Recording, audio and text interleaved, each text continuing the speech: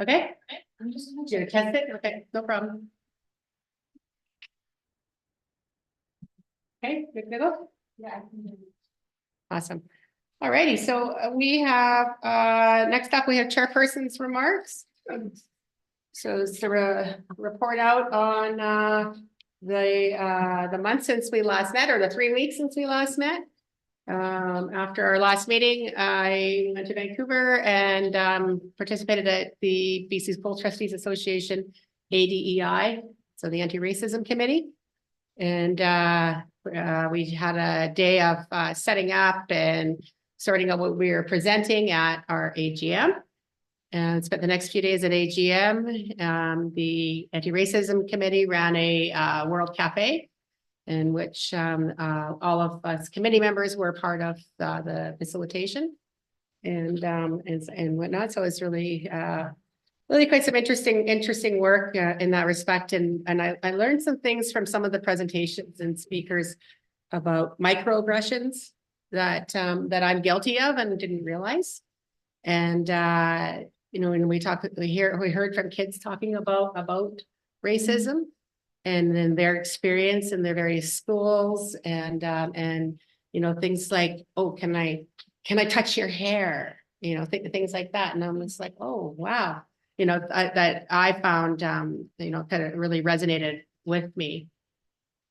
We had, attended many, there were a bunch of several speakers and, presentations. I think we all found it quite useful at AGM. And, I would like to thank my fellow trustees, for the time there and staff. And it's also good just to have some of those conversations when we're walking out for a walk or something like that. We had some beautiful weather while we were there. So I would thoroughly enjoyed the few days. I was able to, and this was, I volunteered on a personal level, but it was really fantastic to go swimming with Blackwater Creek and with the school and ride that school bus the hour and a bit it takes to get from their school to the pool. And I was in charge of 2 6-year-olds, no, 2 5-year-olds, I should say. And that was interesting. And to see all the kids there and interacting and to watch Linda's staff work together. They don't even have to say anything at times. They just, they step in and assist. They see someone needs a break or some assistance, or, you know, when you've got, I don't know how many, there were more boys and all female volunteers, all trying to get changed in the boys' change room. And I'm asking Linda, what do I do about the kids I'm in charge of? Right? She's like, they're 5, they should be able to dress themselves. And I'm like, I always dress my grandson, sorry. It's like, oops. But anyway, the whole day was amazing. All of us adults were trying not to get sick on the bus. And so we were all piled up at the front. So that was a great day. And then I just want to share with everyone that there is Naquaqua, my community, and Darcy is hosting the annual Statlium Gathering. It starts tomorrow night and goes until Sunday. And everyone is welcome. There are so many events planned. There'll be boat rides out to the pictographs. There's games. There's a powwow on the grounds. Yeah, you name it. And they have bone games and a talent show, a fashion show that a lot of people made their own Indigenous style dresses and buckskin dresses as well. And male, they're female and female. So there'll be the fashion show happening. So if anyone has the opportunity, you are more than welcome to join. Oh, and then a side plug, because I chair the Statlium Tribal Police Board. We'll be doing a swearing in. There's members from the Justice Institute coming, and we'll be swearing in 2 of our members in front of our nation. We anticipate maybe 500 to 1,000 attendees each day. So yeah. I think that's all I have right now. Thanks. Oh yeah, you're up. It's me. Yes. Yeah, any trustee remarks? Celeste? So Deepak met on. Can you hear me? Yep. Deepak met on April 22nd and they have such good minutes. I really commend the minute taker. I believe that's Sarah. So Chris and I were there. It was in Whistler last time. Is that right? I was on Zoom for that. Bree Schultz came and presented to Deepak on mental health in schools. Excuse me. She gave a good presentation. It was extensive. I'll just say on that, you can search for the BC government mental health in school strategy. There's a PDF that Deepak shared out that has more information on what's being done and specifically utilized in our schools.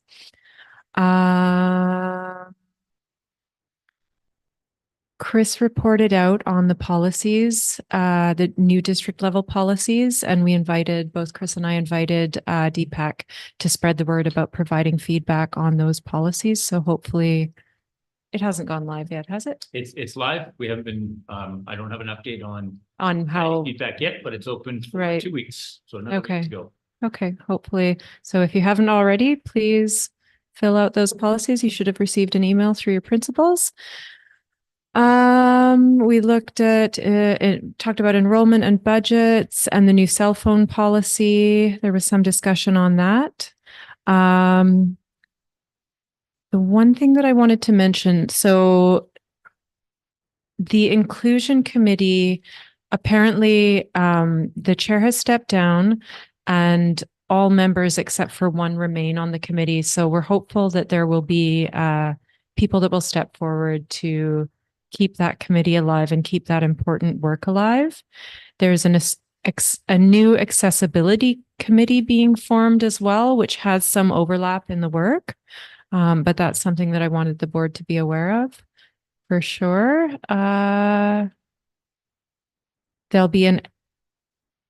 There was talk about an electronic device subcommittee. There's much interest in the new policy, so hopefully we'll be able to get some feedback from parents through the consultations that we'll be doing. And I think that is all I will report out on for Deepak. But we have another meeting coming up like next Monday. week. Yeah. Yeah. So a quick one. So we will take some information back to them. And can I just do a self correction? I said that the opportunity for feedback on the two policies, anti-racism and accessibility, was 2 weeks. It's 2 months. So there's lots of opportunity, lots of time, and you'll see also the link on our district website. Okay, any other trustee remarks? Cynthia? Maybe I'll just report out on the BCSTA, which is our governing body. They held the annual general meeting since we last had our last board meeting, and several of the trustees were able to attend. It was a remarkable conference, lots of learning opportunities, lots of opportunities to share knowledge, and most importantly, I feel an excellent opportunity to do some advocacy work to help improve public education and make it a more inclusive and inviting place for all. So I was really pleased to be able to have the opportunity to do that and to share that experience with other trustees across the province. Thank you, Cynthia. Oh, Melissa and then Lisa? I'm just gonna report on Melissa. We got that. Sorry, the SSTA PD committee met on April 24th. And we talked a lot bit about the Pro D Day happening on May 10th. They have an ADHD presentation by Shandell King and an adolescent psychiatrist. This one is going to be really aimed at young girls with ADHD. So there's a lot of excitement around that one. As well as self-regulation and sensory processing with Sea to Sky Community Services OTs, Jackie and Lauren. They also have managing stress in complex classrooms with Mel Ironside. Consent and health education with Jody Petrozelis. That one's going to be on Zoom, so that's a great option for those who can't go there in person. Unfortunately, Kelsey Shore is stepping down, so they're looking for someone to take over to chair the position for the next school year. She says she has everything pretty much lined up, so it's going to be really easy for someone to step in. So should you know anyone, that sounds like a great role. They all seem really, really, really wonderful in there. Everything is booked for SSTA Day. They're really excited about that one as well. And I think that was about it. I probably missed some things. My dogs are not so helpful when I'm on Zoom. So sorry. That's why I don't. Sorry, Paul, if I missed something. Wanna pass the mic on down there? I think Lisa. Thank you. So just the BCSTA for me as well. As reiterated, it was pretty awesome. But the one I found most interesting was the Leading with Compassion session. And yeah, the mental health concerns for our students is going to become one of the bigger challenges moving forward in my thought process for sure. And I was lucky enough to be at Valley Cliff Elementary this month. So Awesome. Thank you. Everyone for the work they're putting in. Next up, we have superintendent's remarks. All right, thank you very much. I have a few things to share. I think I'll just piggyback on the attendance at the BCSTA AGM. Always a pleasure to be there to support our trustees, provide advice where I can, and also to learn alongside. Again, I'm finding the last few AGMs to be very meaningful, to be very educationally valid, and really aligned with the province and its move towards educated citizen, and really ensuring that our trustees have a really good sense of where we're going as a province, and aligned with the work we're doing in the district. I'll just comment on Lisa's comment about leading with compassion. And of course, in our district, we've been heavily investing in compassionate systems leadership, which was also spoken about at the academy. And again, it's really central to, as we move forward in a more increasingly complex world, that we're all leaders in the system, and it's really how we show up each and every day in our classrooms, in our board meetings, at other meetings with the public, with each other, that really sets the stage and sets the feeling in the room for the young people and the families and the folks that we serve. So it's really lovely to see that alignment, and I feel that alignment is pulling us all in the right direction. So thank you for mentioning that. A few other things, lots of exciting things, even in the last 3 weeks. Really proud to share that we have the numbers from our annual Terry Fox run that happened in the fall. But our district raised almost $23,000 for cancer research. And given the size of our district, it's actually quite a bit of money. And so they sent me, on behalf of the district, a limited edition. The camera's going to get this limited edition Terry Fox shirt, and I'm going to see if I can get that framed and then put up in our board office on behalf of them. Thank you to everyone in the district. So thank you, everyone, for supporting philanthropy and fostering a culture of giving in the district. At the last board meeting, folks recall 2 teachers from PSS. Unfortunately, the students couldn't join them, but they shared the Chair of the Future project that the students presented to the village of Pemberton. So not to be outdone, on the 25th of April, students from Signal Hill and La Valley also did a presentation for their Chair of the Future to the SLRD at the SLRD committee meeting. And I understand that Signal Hill student, I don't have Rose's last name, so apologies, Rose, but she gave an excellent speech with some powerful words about environmental stewardship. And you can watch the committee of the whole meeting on YouTube. There's a link in the agenda to that. I believe, and if not, we'll put it in there, and Rose starts at about 9 minutes and 10 seconds. I also want to acknowledge that May 5th was the National Day of Awareness for Missing and Murdered Indigenous Women, girls, and 2SL LGBTQI+ people, also known as Red Dress Day.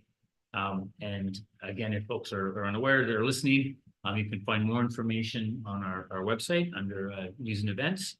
But I will share that the Red Dress Day was coined by Métis artist Jamie Black as, quote, an aesthetic response to this critical national issue. And we want to acknowledge and will continue to acknowledge that the ongoing crisis of missing and murdered women and girls and people of the LGBT+ community that we're facing continues, and that more than 6 in 10, that's 63% of Indigenous women have experienced physical and sexual assault in their lifetime. And of course, the impact of these disproportionately high rates of violence is felt in all areas of life. And it's something we need to continue to attend to and to speak truthfully about, so that we can make positive change for the future. I suppose is also a reminder that this week is Mental Health Week, May 6th through May 12th. And we'd like everyone to encourage everyone to consider the importance of compassion and its positive effects on everyone's mental health and well-being. Kindness connects us and is essential to our shared humanity. And you'll be able to find more information about mental health resources, again, in the link under our news and events section. But again, a reminder to families that under the families tab in our website, and you find that standard across district website and all school websites, are those links to family supports around mental health. And then for staff, I think it's important not to not provide that as a public service as well for our own staff, that under the staff portal, you will find a link to mental health resources and supports for staff. So I think I'll leave it there. Thank you very much. Great, thank you. So next we have the Secretary Treasurer's remarks. Thank you. So I also attended the BCSTA AGM with the trustees, and I just really appreciated the time that we had together there. I did attend one session that I really enjoyed hearing different kinds of governance issues that are happening across the district. So that was interesting to listen to. So thanks again for everybody that came. And also just want to mention that if there's any questions of clarification for the school board meeting today, that they can be sent to board@sd48.bc.ca. And any questions should be related to agenda items, and we'll do our best to respond to questions at the end of the meeting. Thank you. All righty, so moving on then, we don't have any receiving delegations, but we do have a staff presentation. So we're learning on the BRAIN conference, and Sarah and Katrina are presenting. Welcome. Oh, there you go. I'm going to share. Oh. People watch shows and I'm gonna say what I can find. I know, she wants to sing. Can you hear me? Am I good? Okay, Archie's going to put on a little slideshow for us, but we are part of the instructional leadership team. I am Sarah Hain, and this is Katrina Doherty. And we went to New York to the Learning and Brain Conference, and we wanted to share the information that, I mean, there's way too much information to share tonight, but we wanted to give you some really good tidbits of what we learned there. We went with how many people, Paul? There was 12-ish ILT members all went. Katrina will talk to you a little bit more about her experience with the conference here, and we'll just go through the slideshow.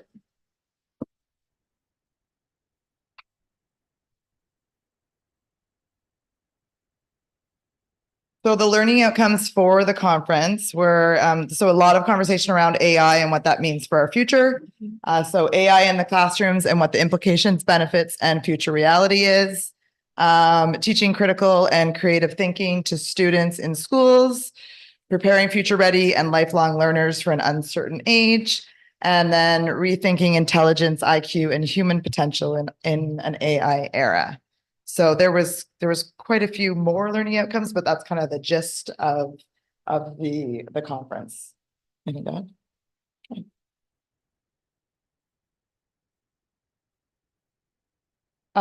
So these are just some interesting facts from the conference that were also published on the Learning in the Brain website, but just some interesting information going into the conference to look at. Students are anxious about their future due to automation. Studies suggest, 66% of teens are anxious about finding a job.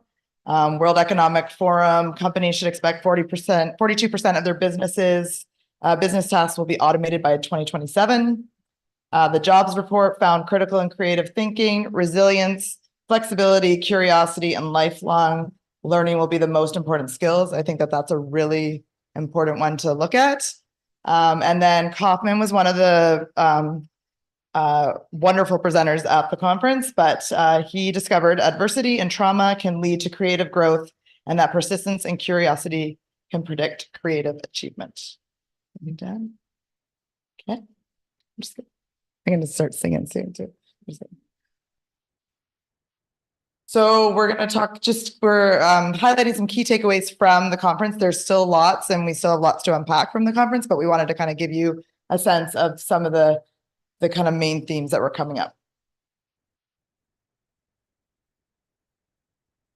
So student agency was a big piece, creating space to support students in an uncertain world. So there's still that huge need for human touch and personalization. So that was also a really big takeaway when we're talking about AI and uncertainty and all the, just the ways we're using digital platforms and all the things that we're doing now with technology.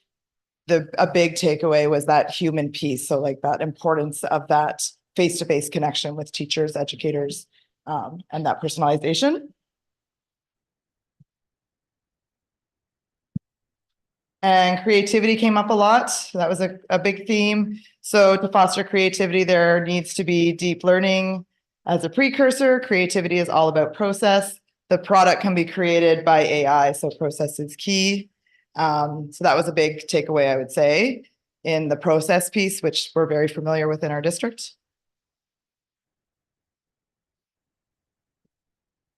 And solutionaries came up. So teach children the skills to solve real world problems, ethical component for an uncertain future. So that ethical piece came up a lot in the conference. I don't know if you want to add anything on that.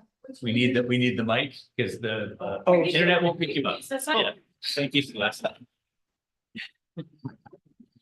So what was really interesting, I think, about the solutionary was not just the mandate to find a solution to a problem, but to find a solution that did not impact in a negative way any other member of our ecosystem, any other animal, environment, human. And so often our solutions, we solve a problem when we create a problem.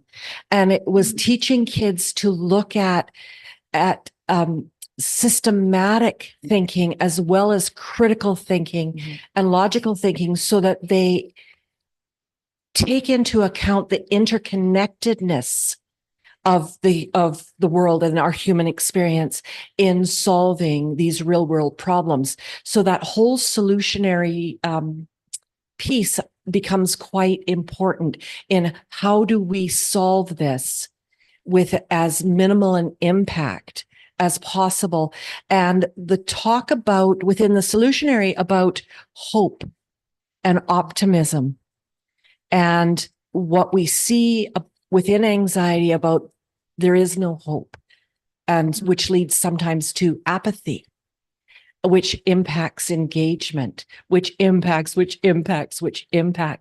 And the role of teachers is to then not only also be solutionaries, but also to teach kids the skills of optimism and hope in an honest, frank, reachable way. Because without optimism and hope, our problems within this world won't ever be solved. And this is the generation that is going to inherit a world with even more solutions. And let's just hope that they're the ones that get us out of this. And we have to start now with the littles so that when they get through, they have these skills. So I thought that the whole solutionary thing was, it really, you know how something appeals to you? It appealed to me. Sorry, I interject, it's a quick question for clarity, and I think I've got it. We hadn't talked about this, but solutionary as opposed, like, as a play on, like, a revolutionary, so we want to teach our kids to be solutionaries. Yeah. It's a term for the Yes. generation. Yes. Okay, got it. Yeah. Stuck at first, I love that, thank you.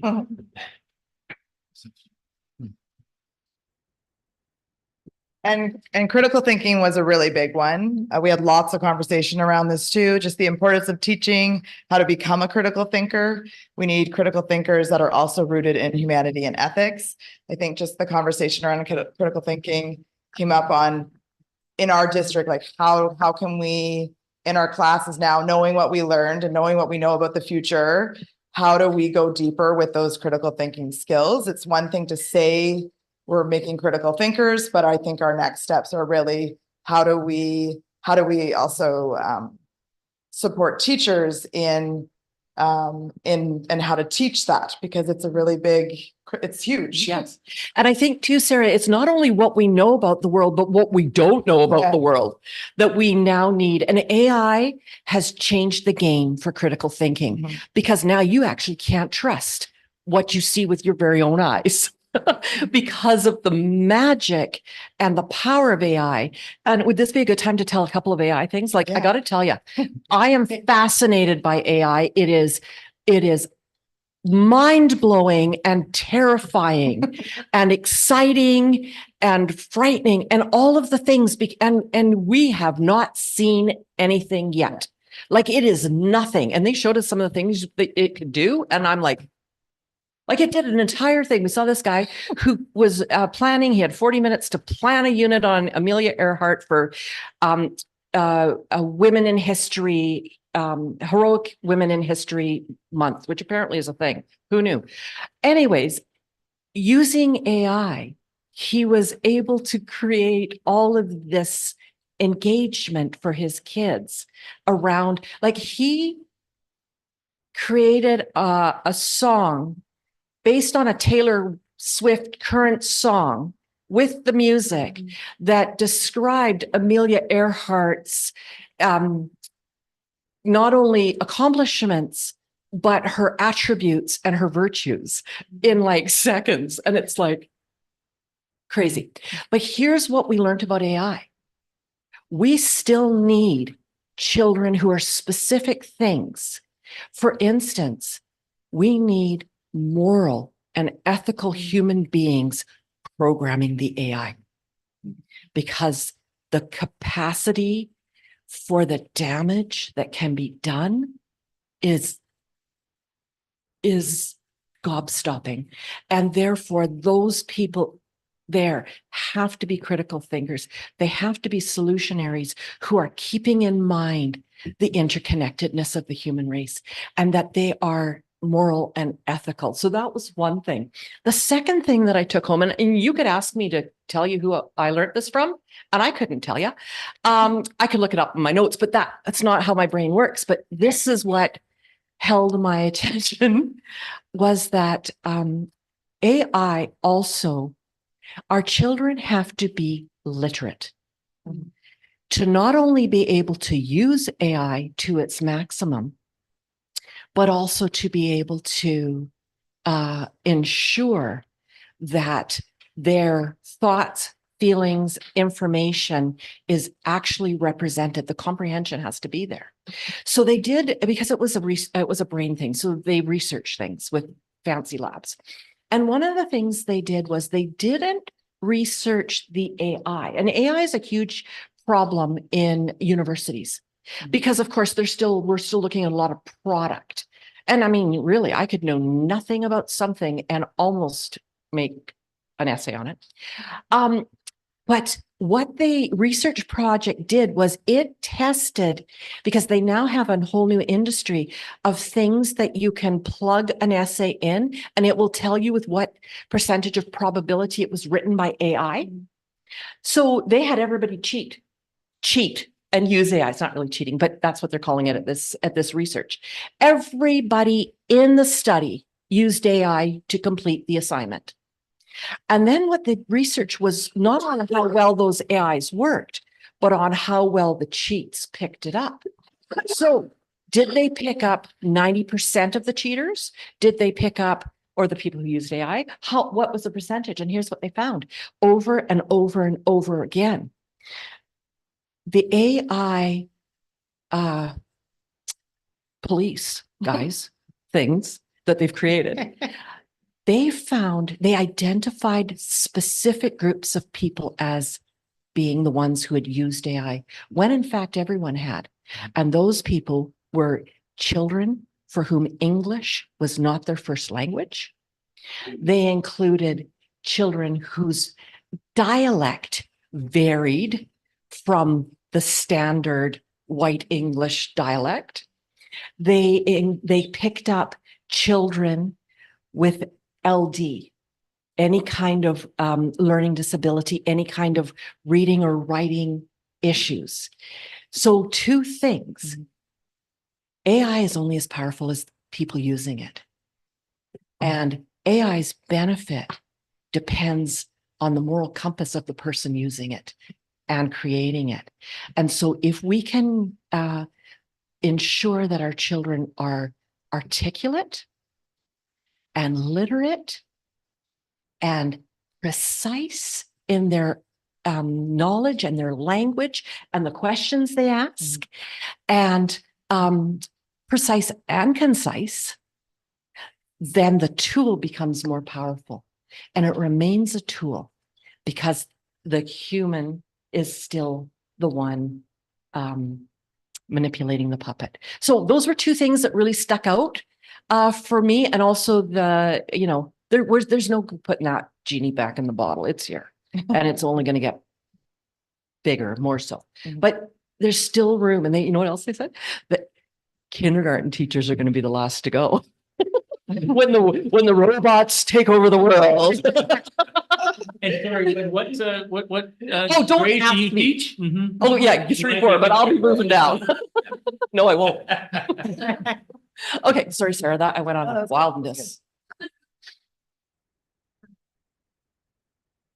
An inquiry came up a lot too, which makes sense with critical thinking, which was also nice to hear. I mean, a big takeaway too, I think that we found through the conference is we're doing a lot of really good stuff in BC and within our district. There's a lot of American research at the conference and a lot of American speakers. And some of the stuff that we would hear, we're just like, wow, I can't believe they're having that conversation still. So it was, I think it's refreshing to hear that too. But there's always more work to do. So inquiry did come up a lot. And then just that problem-based learning, still very relevant strategy, which is great because I think that that's a huge way we're going to create critical thinkers, really. Yeah, and I think that in ways it confirmed and challenged. So it confirmed what we think and it challenged a few things, which I think is really, really important in any kind of learning, is that challenge piece. Even if you don't change your mind, but you just feel firmer in your conviction is important. So to have that was important. Who was the speaker that disrupted everything? Oh yeah, I got a story about him too. Yang. Yang. But what was great about him is he was being kind of devil's advocate and trying to, I don't know, provoke. Yeah. But he was disrupting when we say critical thinker, what do we actually mean? It's easy to throw that word out, but what do we actually mean about it? When we say growth mindset, what does that actually look like? And so we have lots of these words, but what does it actually mean to do it? So he was, I liked him. He's spicy. Anything else in this? Okay. I think we have lots of curiosities, but these were a few of the main ones that kind of came out of things. So one of them being, how can we teach AI to further our learning by maintaining academic integrity? Also that human component I would add there too. How can we ground? No, there's another word there, I think. But anyway, how can we ground ourselves in our ancestors and human interactions in order to best prepare us for an AI world? And then thinking about engagement, what does it actually mean and look like? Resiliency came up a lot. How do we help students thrive in an uncertain world? So really big questions. It's time. Yes, thank you. Yeah, anything to add? No, and it's like anything, you know, when you go to something to learn and you come out with as many questions Mhm. as you do, not necessarily answers. Yeah, it's a And that's conference. good, Yeah. right? That's Yeah. good. Yeah. Yeah, Should I talk now about I did the conference differently. Yeah.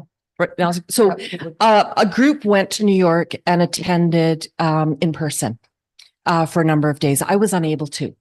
And so I participated. Arrangements were made, thankfully, for me to participate virtually. And so I just wanted to give a little bit of feedback how that was different. Because of course, like anything, there's good and bad about it. But it's just because we were able to attend in a different way while still having our needs met. I thought I would share. So I attended from, my sewing room in Valleycliff. And I still got all of the information. That didn't change. I still heard that presentation, but as you all know, because you've all spent time on the Zoomer, it's not the same as the energy of a presenter.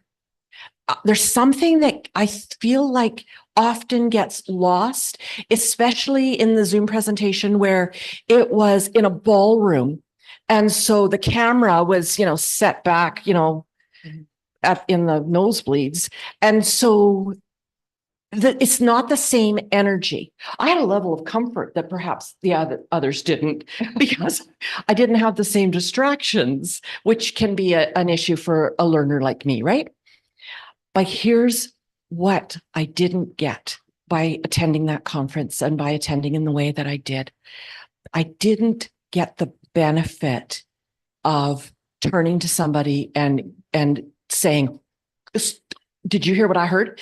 Or on the way from this ballroom to that ballroom, let's quickly talk about this, or the after on the way out for dinner, like having that opportunity to debrief and share and bounce ideas off people and have that confirmation of your colleagues. And so I have to say that was a problem. So much so I tricked my husband. So it was on the Zoom thing. So I carried my laptop out onto the deck where the poor man's retired and is trying to read his book. And I didn't wear my headphones, in the hopes that he would listen to the same speakers I did and then be forced to talk about it with me. And it worked. I actually did Yang Jia. I did the spicy guy. So, and it was, he's not interested in education in any way, shape or form, I have to tell you. However, But he he's is a good husband. oh yeah, the speaker is, but my husband is not really. Oh. Yeah. I got to tell you, after this many years, he's kind of over it. But he was willing to have this conversation. And it wasn't the same as these guys, as having a conversation with these guys, but it was still good because it was still like, I did text her. what? Yeah, thank you. What do you think of that? Like, how does that, I'm worried about, anyways, I just wanted to share my thanks that I was still able to participate in a way that worked for me and my family. And I was, but there, same, but not quite. So anyways, I wanted to share that. Yeah, I think just meaning like the value of that team connection and bringing it all together. We've had the opportunity since to meet together here. And so now you get to have those conversations, but right in the moment, I think we're just very appreciative that we were able to have that opportunity. And I think it's super exciting for where we're headed in our district to be able to, we're still gathering all the information from this. There's so much information from this conference that we still need to, and we want to rewatch. We have access to the videos and things so we can rewatch speakers. There's so much good information, but I just think it's going to be a great opportunity for us next year when we're looking at that plan, and just, it was just an amazing conference. So thank you. Yeah. That's, Any questions? do you want to sing now? Yeah.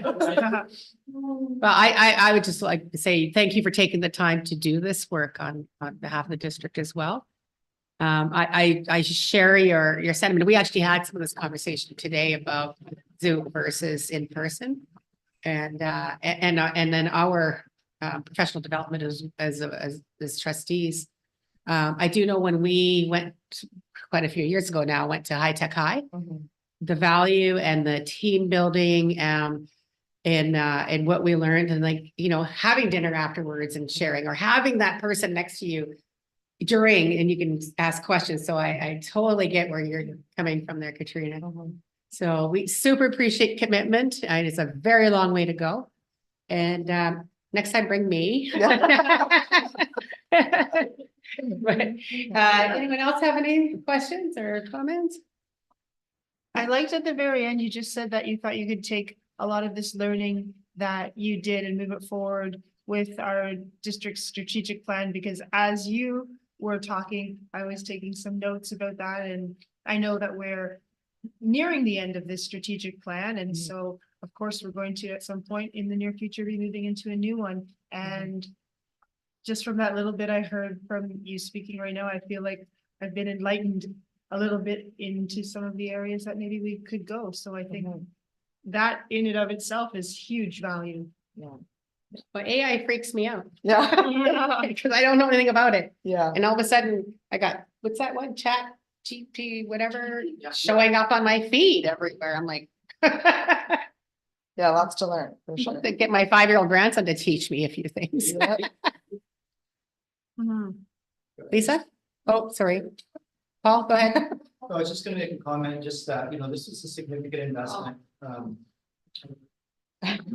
This was a significant investment for us, and so there are sort of two pieces to this. One was, this is a group that does such important work in our district. This is a group that lifts up our teachers, supports our teachers, provides professional development, provides a lot of instructional leadership. And so, you know, it's a way to build that capacity with this very important group. Secondly,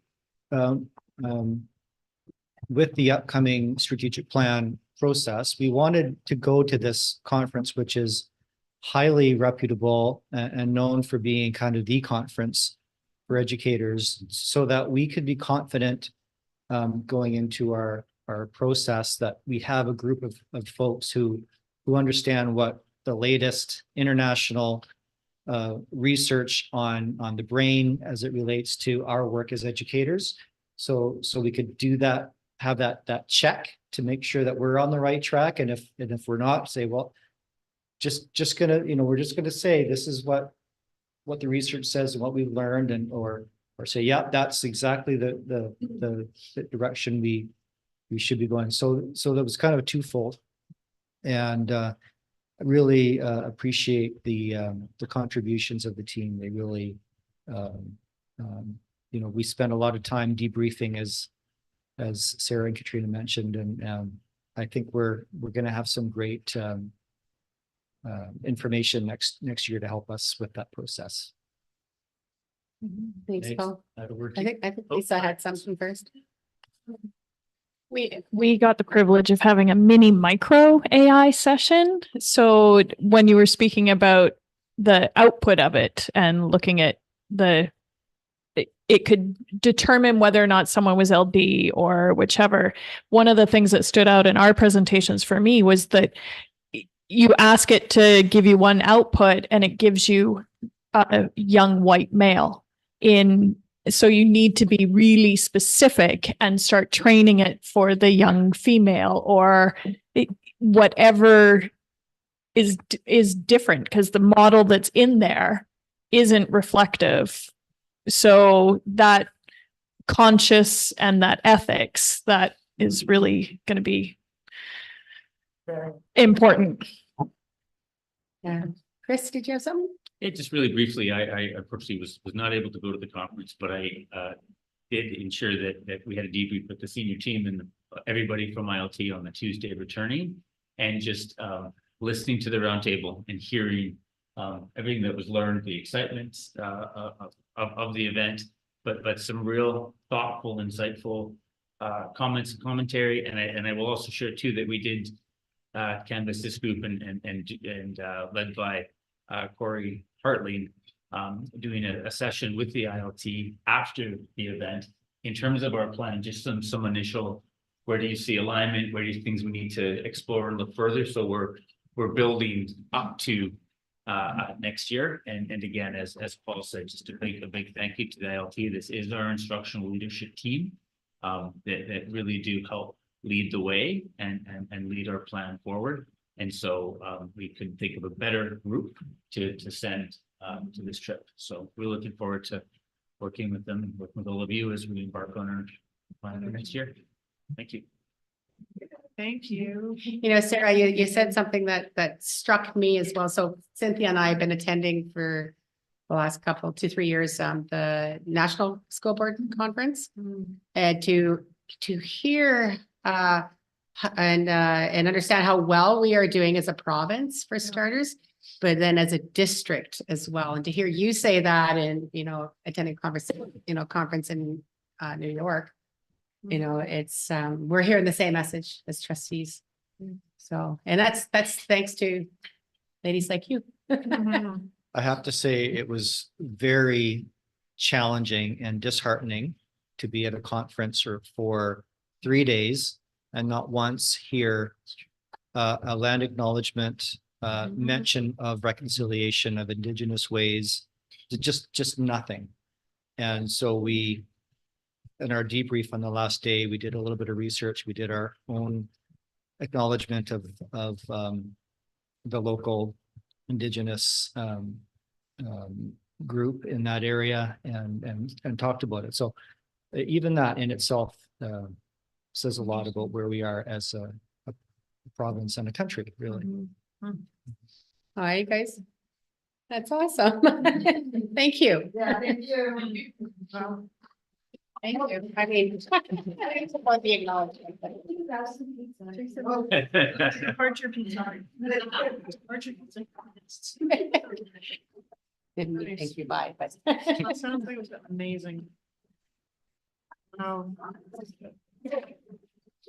AI scares me. Don't be scared. Just gonna learn more, right? Like Google on steroids. Yeah. Yeah. Done.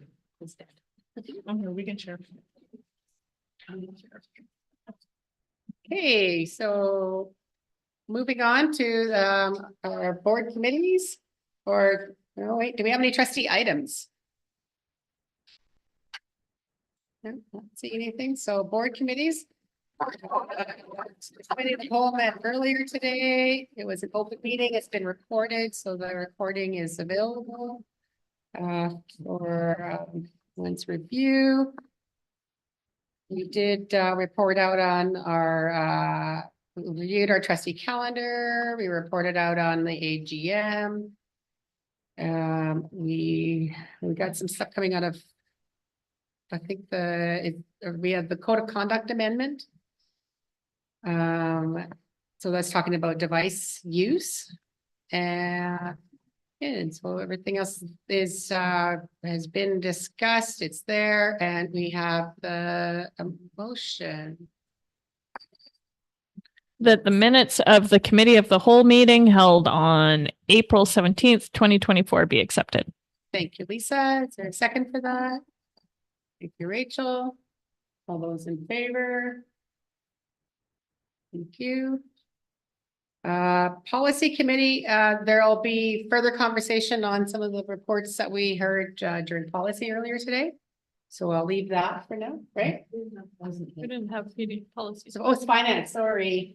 Sorry. No We just have policy minutes. today. We can talk about. Yeah. If you want, or is that Okay. later? Well, I think I say this is policy, but there is a recommendation there. That the minutes of the policy committee meeting held on April 17th, 2024 be accepted. Thank you, Lisa. Second for that. Thank you, Rachel. All those in favor? So then that brings us to our finance committee. Where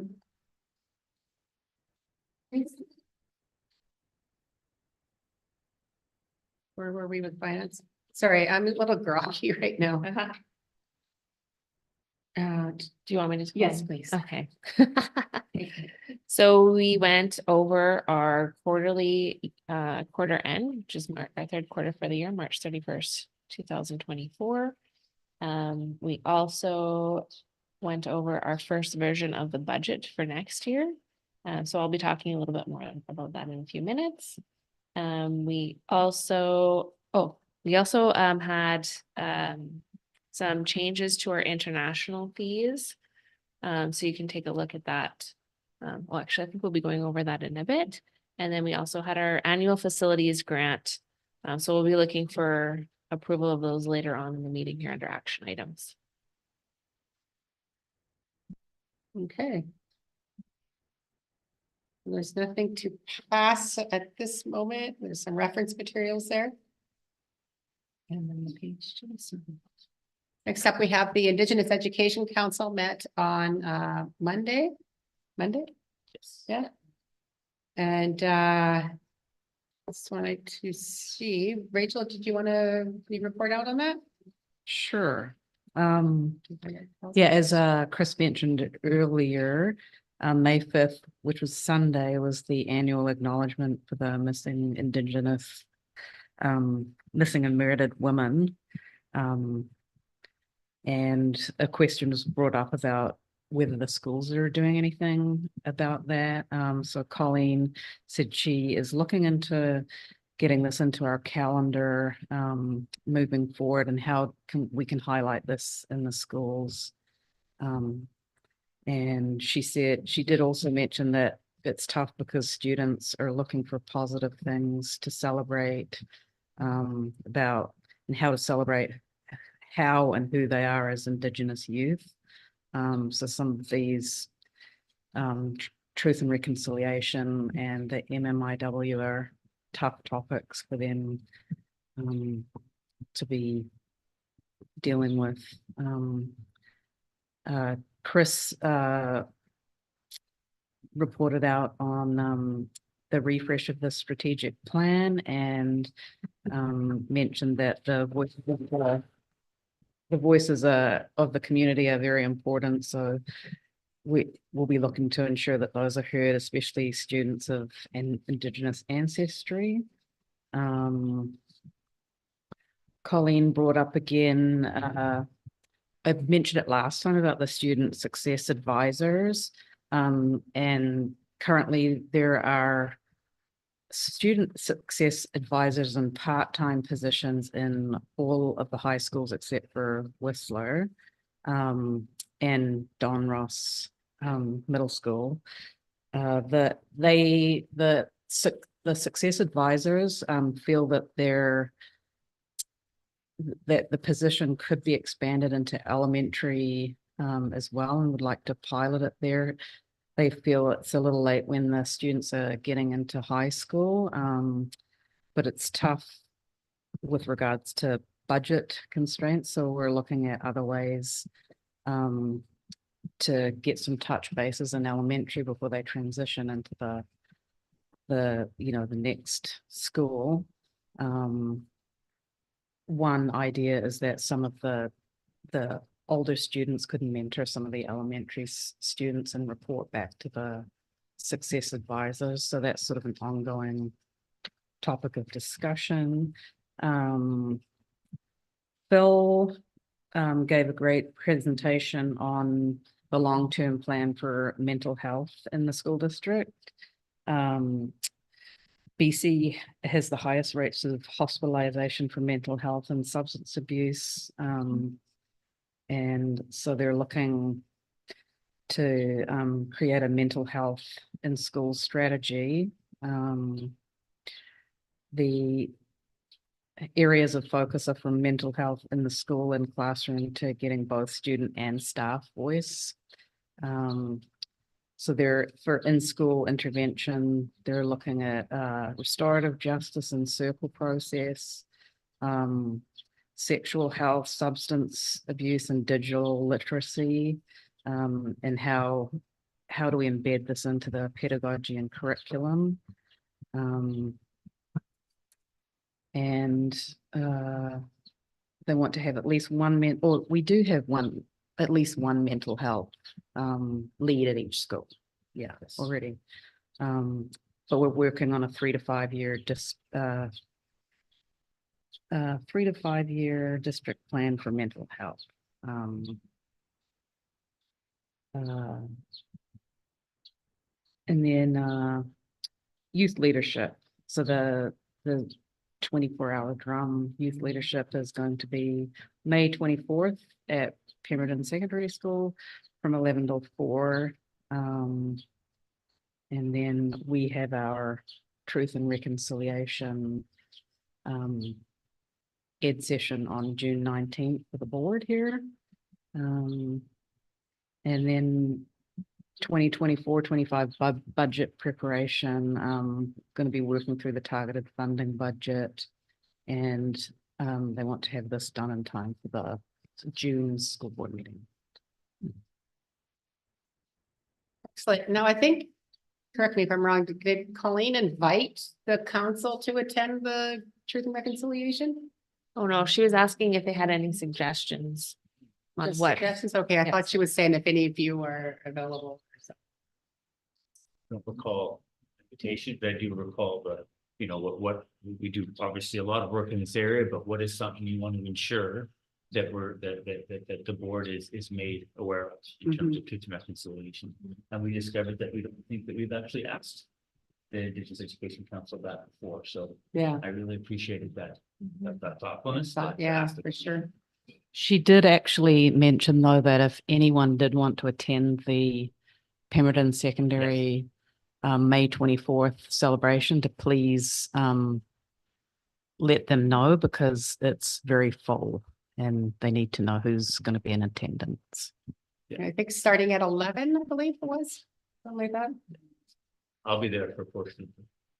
Yeah. Where to be there. Yeah, 11 till 4. Okay, thank you, Rachel.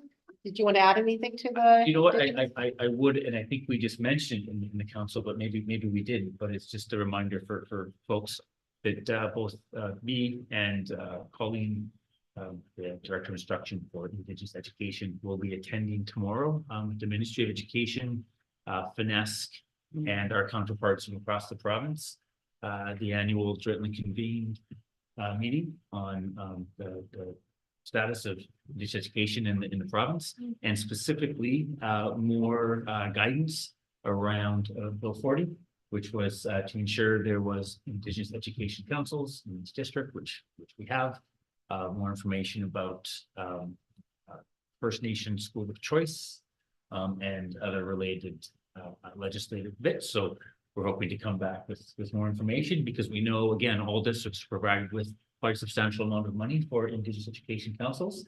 Ours is functioning quite well and exists, so we're looking for some clarity and guidelines around how to spend the 77,000 and change that was provided as restricted funds to Indigenous Education Council, and we're looking for more opportunity to use that money in those supportive ways for council beyond its creation, because we have one already in existence. So we'll be reporting back out on that at the June board meeting. Awesome, thank you. Any other questions, comments? Great, seeing none, then the public relations, community engagement. Celeste, anything, Rachel, anything to report there? We didn't have a meeting. Okay, And thank you for reiterating the opportunity for the policies. So to say it again to the public. They have that opportunity on our website to provide feedback. Policy 107, 108, anti-racism and accessibility. Information items, 2024, 2025 budget. Thank you. So earlier today, we looked at our budget for next year, the 2024-2025 budget. So we are going to be reading that, we're going to have somebody read out the budget bylaw shortly. But I did want to provide some more information to the public in case you weren't able to catch the finance committee meeting, and also just wanted the public to be aware in general where we're at financially. So tonight will be the first reading of 3 readings that we have. This budget includes a 3% increase for staff as per collective union agreements, as well increases to benefits. I just want to make sure everybody's aware that the province has not provided any school district with money for inflation or sick leave, which are both very high, like across the province. So basically what that means is we have to do more with less, or less. Yeah. So what am I trying to say? We have less money and we have to try to do as much as we can with it. So that really affects school districts that have lower enrollment growth. Compared to the rest of Metro Vancouver, they're seeing explosive enrollment growth. And our enrollment growth is either flat or slightly declining. And so that really affects us. Just to point out, if anyone has a chance to take a look at it, we are planning on using up right now at this moment, $600,000 of our unrestricted surplus to make the budget balance. That is within our limit that we're allowed according to our policy 704, which is our accumulated operating surplus policy that the board approved a couple of years ago. So we're happy that it's balancing at the moment, but we still would like to see in a better financial position, because it actually puts us at 1.06%. So we're making it work for now, and then we're hoping by the next readings for June, maybe we'll be looking a little bit rosier, hopefully. So yeah, stay tuned for that. And that's it. Any questions? I don't see any questions. Okay, so there are some attachments there for you. Correspondence is a response letter to SD 63. There's a copy there for you. Items for discussion, strategic plan update, and that'd be you. All right, thank you very much. So we spoke a bit about this earlier, but we wanted to let the public know that, of course, next year is the last year of our current education plan, strategic plan, and we'll be embarking on what we hope the public feels is a robust and engaged process of getting public input from all of our stakeholder and rights holder and partner groups. We have some exciting things planned. So we ask the public to stay tuned, and to, where you can, please be involved and get engaged, because the voice of the public is super important to us. We are looking to do some work with the board over a 2-day process in the summertime around mission, vision, values, and then a series of focused work with students, focused work with our Indigenous partners, and then numerous opportunities for families, teachers and staff, QP, support staff, etc., to provide their feedback and some data gathering before we embark on more group activities with getting lots of folks in a room to go through all the data and dream big, because again, a big reminder to the public that this is a vision for the future, and we'd like to swing for the fences and Yeah. ensure that we're getting folks excited. But again, letting folks know that we won't be letting go of things we're very proud of in this district that we're attached to, and just that assurance that inclusion, equity, diversity are foundational to who we are and our enduring understandings. Our commitment to truth and reconciliation will not waver either, or the support for our teachers and those in front of our kids to continually be supported in their learning, so we can serve communities the best way that we're able. So just a bit of a tantalizer for what's to come, and public can look forward to lots more information as we get into the new school year next year. Thank you. It's great. Thank you. Any questions or comments for Chris? Cynthia? I think it's more of a comment, but I'm really feeling excited about the strategic plan work that's coming up. I think that our current strategic plan, when it first came to light, was a plan that really focused on preparing our students to be ready for the future.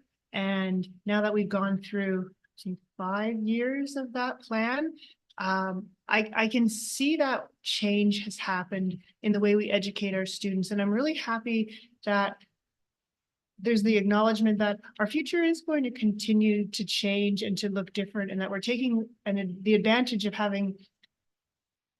taking advantage of this opportunity to refresh the strategic plan with some, what I'm going to assume are going to be skills and knowledge and abilities that will reflect an even newer vision of the future, thinking of the AI or whatever it may be. So I guess what I'm really trying to say is that I agree with Chris, this is an incredible opportunity for us to give the students in this district the greatest opportunity to be prepared for the future that's going to fall into their laps. And I'm really pleased that we can do that.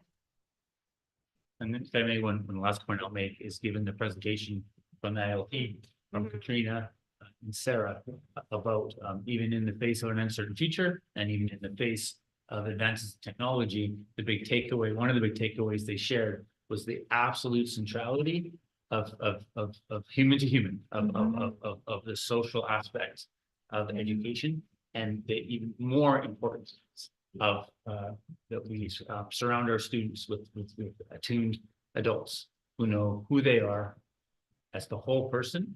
And while of course foundational literacy and numeracy will always be important, as important is the social, emotional supports for students, and again, back to compassionate systems for everybody, including staff.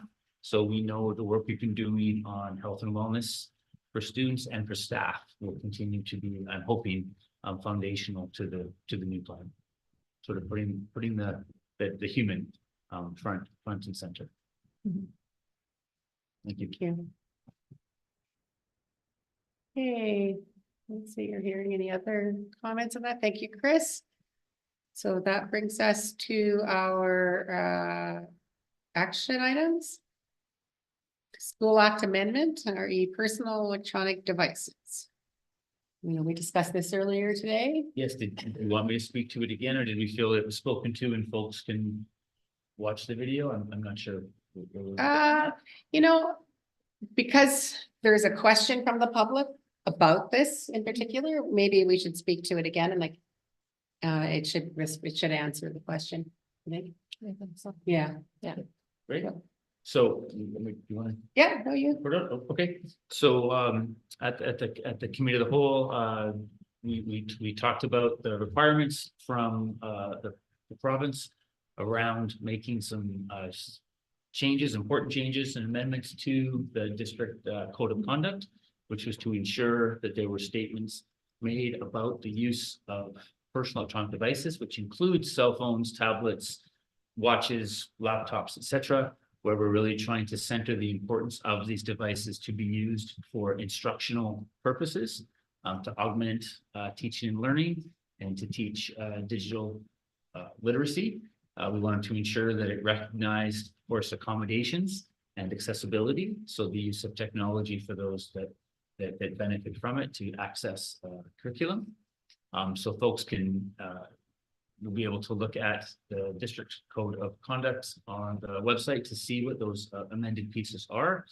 But we're not stopping there. What we decided to do, and thank you to the board for the support in moving forward, is that we will have opportunities for the public, for teachers, parents, and students to engage in some consultation around how they want this policy, which is a visionary statement, to look in their schools, because we know the importance of folks being heard, and we will adjust accordingly. And then the plan will be to have those amendments and a clear direction for the board to consider for January, because we wanted to ensure that we give the time to do the consultation properly with intention. And again, with the time it takes to ensure that all voices are heard. And so more to come on that. Yeah, no, that's great. So the question was from a PSS parent wanting to know if parents will be involved in the conversation before we set. And teachers. And teachers, parents and teachers, and such. So I think you've answered that. There will be some consultation occurring, and we anticipate a recommendation for January. With that, there is a recommendation. The Board of Education group changes the policy box. And thank you, April. Second for that. Thank you, Cynthia. All those in favor? And that is carried. Okay, we move on to our international education fees that we did discuss these earlier as well. And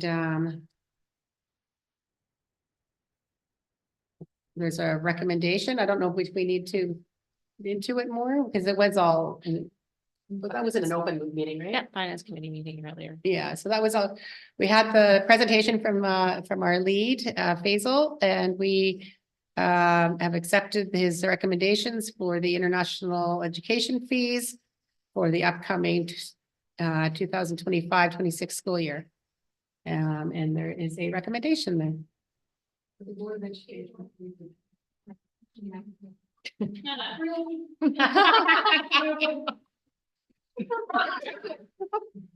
That the Board of Education approved the 2025-2026 International Education Fee Schedule as presented. Thank you, April. There's a second for that. Yep, and got a bunch there. I think Lisa spoke first. Thank you. All those in favor? And that's everyone, so thank you. Then we had a report from Ian earlier, inquiry from facilities regarding the annual facilities grant.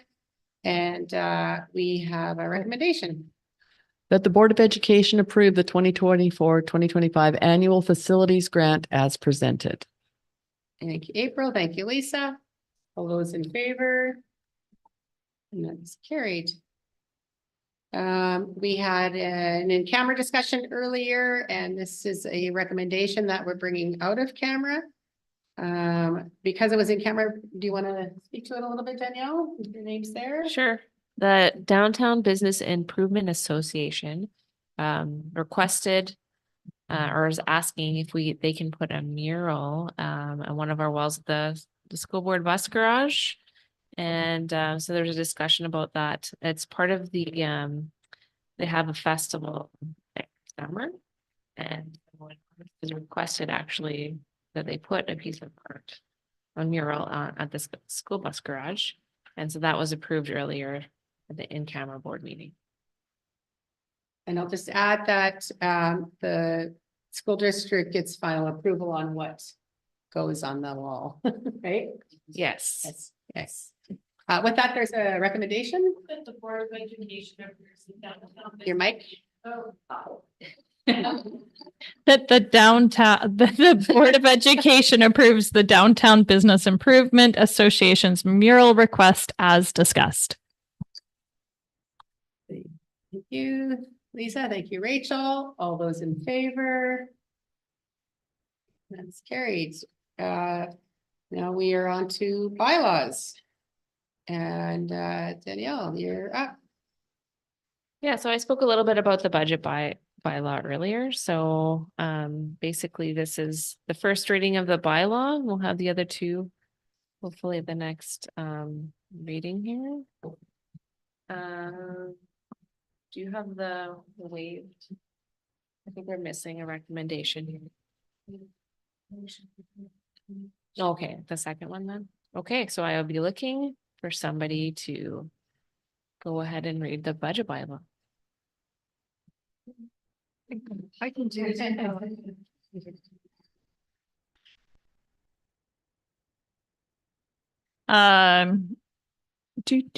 Do.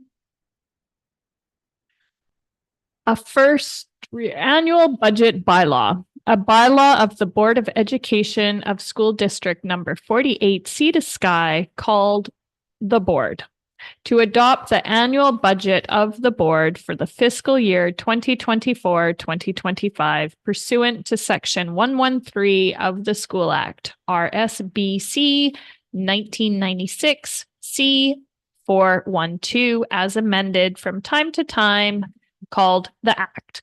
1, board has complied with the provisions of the Act respecting the annual budget adopted by this bylaw.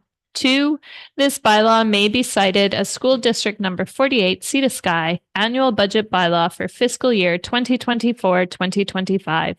3, the attached Schedule A showing the estimated revenue and expense for the 2024-2025 fiscal year and the total budget bylaw amount of $78,176,307 for the 2024-2025 fiscal year was prepared in accordance with the Act.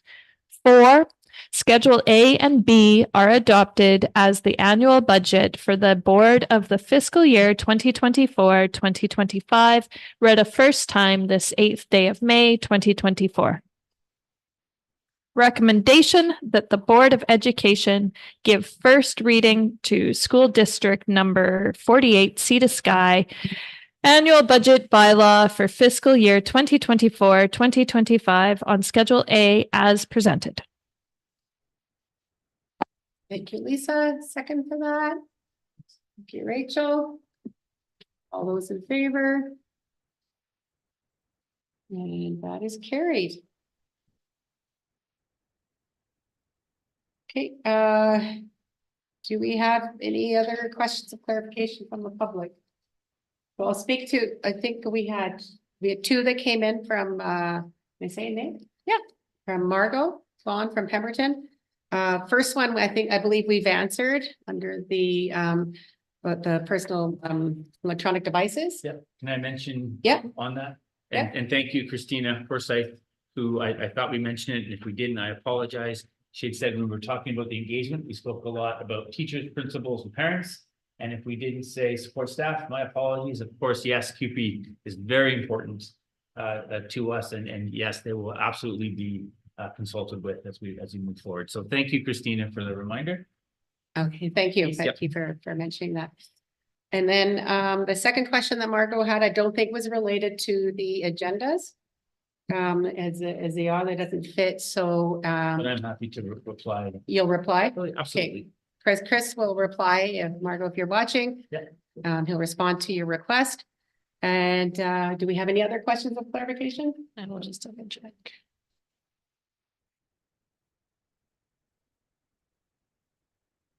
No, we do not. Okay, then at 7:21, we've completed the business of this agenda and we are adjourned.